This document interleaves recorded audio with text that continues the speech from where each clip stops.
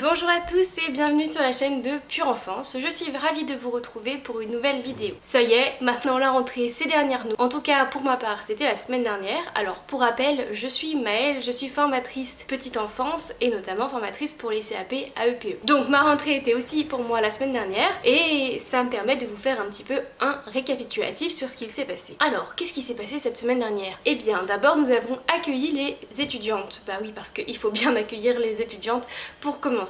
Donc il y a évidemment plein de formalités, tout ce qui est administratif, etc. Et puis on présente un petit peu rapidement les matières, les professeurs, etc.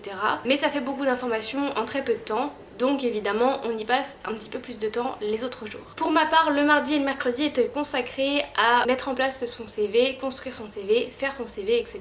Comment rechercher des stages, etc.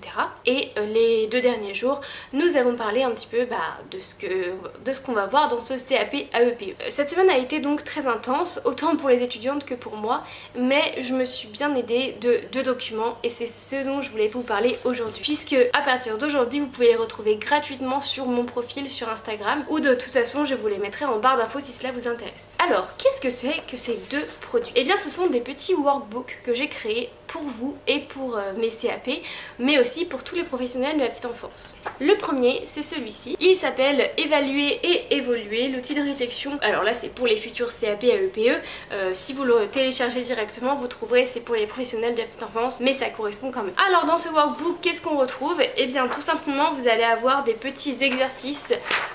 Celui-ci c'est pour valider vos compétences, vos points forts, vos points faibles, les forces inexplorées, les choses à améliorer, les objectifs, etc. Et votre but. Et tout simplement ça va vous servir pour savoir déjà qui vous êtes en tant que professionnel. Ce document il peut vous servir du coup pour remplir votre CV ou votre lettre de motivation.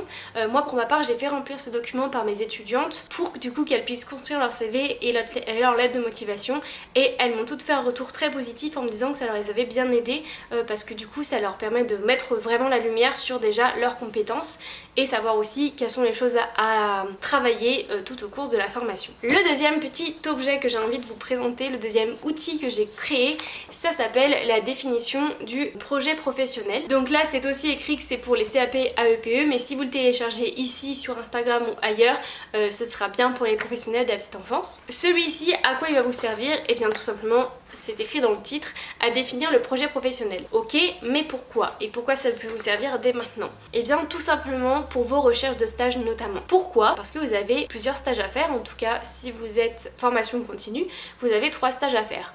Un en école maternelle, un en crèche et un soit en école maternelle soit en crèche. Ok, c'est bien, ça réduit forcément le champ des possibles parce que vous n'avez pas 500 millions d'endroits où vous pouvez faire votre stage.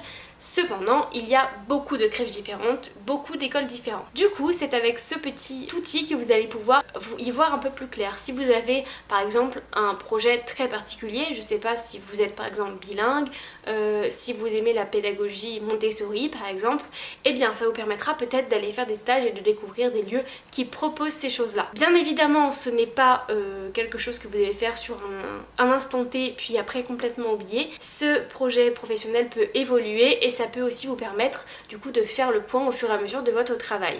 C'est pour ça que j'ai imaginé ces documents pour les étudiants CAP AEPE, mais aussi pour les professionnels de la petite enfance, puisque ces deux documents, ces deux outils sont valables pour tout le monde, étant donné que je pense que c'est important tout au long de sa carrière professionnelle de faire un petit peu le point d'où on en est pour voir si on est toujours aligné avec ses valeurs.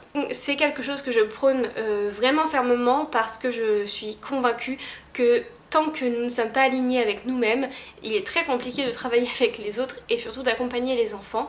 C'est pour ça que c'est très important aussi quand on est accompagnant éducatif petite enfance, quand on est auxiliaire de puériculture, quand on est éducateur de jeunes enfants, quand on est infirmière puéricultrice, bref, etc. etc.